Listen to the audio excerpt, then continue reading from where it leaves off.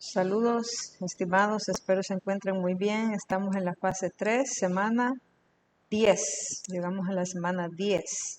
Entonces, las clases de esta semana son semana 10 de la unidad 6, clase 1.10, 1.11, 2.1, 2.2. Significa que en esta semana usted me debe entregar 4 clases, ¿verdad?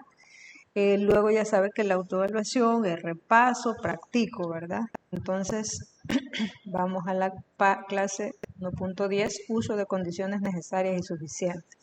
Ya habíamos hablado, ¿verdad?, de las condiciones necesarias y suficientes y pues siempre recordamos en la conclusión qué es necesario para qué y qué es suficiente, ¿verdad? Acá aparece en la conclusión. Y también ya hablamos de los triángulos, de los tipos de triángulos, por lo que necesito que trabajemos analizando, ¿verdad? Sobre todo la clase de este día es para que usted analice. Primero, ¿verdad? Si yo le pregunto, en las siguientes condiciones sobre triángulos, determina si la condición A es necesaria y suficiente para B. Primero, recordemos, ¿qué es un triángulo isósceles? Tiene dos lados iguales y dos ángulos iguales, ¿verdad? ¿Qué es un triángulo equilátero? Tiene los tres ángulos iguales y también los tres lados iguales. Y además los tres ángulos miden 60 grados cada uno.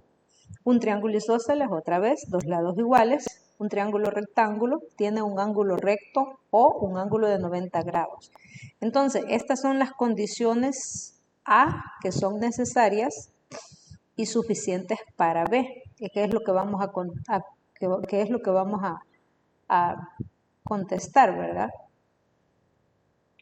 Entonces, eso es lo que vamos a contestar y nosotros pues vamos a trabajar con esos enunciados, es decir, debo escribir qué condiciones son necesarias y suficientes, ¿verdad? Por ejemplo, en el número 1, literal A, digamos ahí tenemos el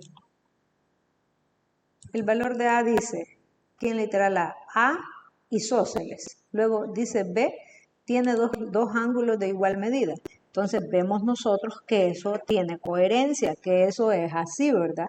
Entonces, para que tenga dos ángulos de igual medida, entonces debe ser un triángulo isósceles, ¿verdad? Por eso concluyo que, digo yo, que A es suficiente, es necesaria y suficiente para B. ¿Para cuál B? Para esta, ¿verdad? Y esta A. Entonces A es necesario y suficiente para B. Vamos al siguiente. Literal B dice que es equilátero, dice la condición en A. Y en B dice, ¿tiene tres ángulos de igual medida? Ustedes también ya saben eso, ¿verdad? Que un triángulo equilátero tiene los tres ángulos de igual medida y la medida es 60 grados. Entonces, otra vez, A es necesaria y suficiente para B.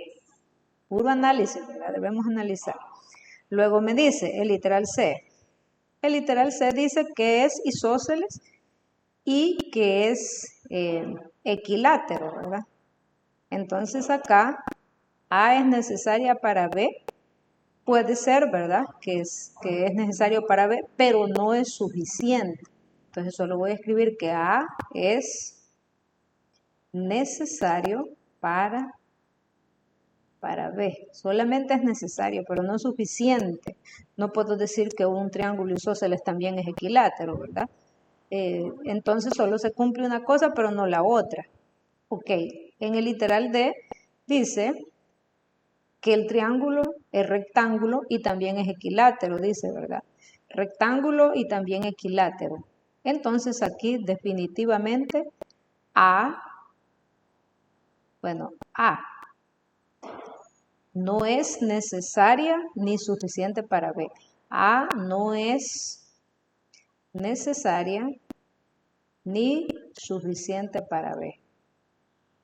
No es necesaria ni suficiente. Escuchen bien, ¿por qué? Porque este es un rectángulo y el triángulo rectángulo tiene una hipotenusa y la hipotenusa nunca va a ser igual que las medidas de los catetos. Por eso no puede ser equilátero, ¿verdad?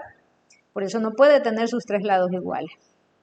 Y en el siguiente dice, elabora enunciados sobre condiciones necesarias y suficientes, es decir, hacer lo contrario de lo que hemos trabajado en el numeral 1. Entonces dice, acá pues usted comienza a analizar una condición necesaria y suficiente, pues usted la puede escribir, yo les decía una la vez pasada, entonces usted recuérdese de esa que yo les decía y así usted puede escribir sus propias condiciones, ¿verdad? Vamos al cuaderno de ejercicios en donde ustedes van a trabajar.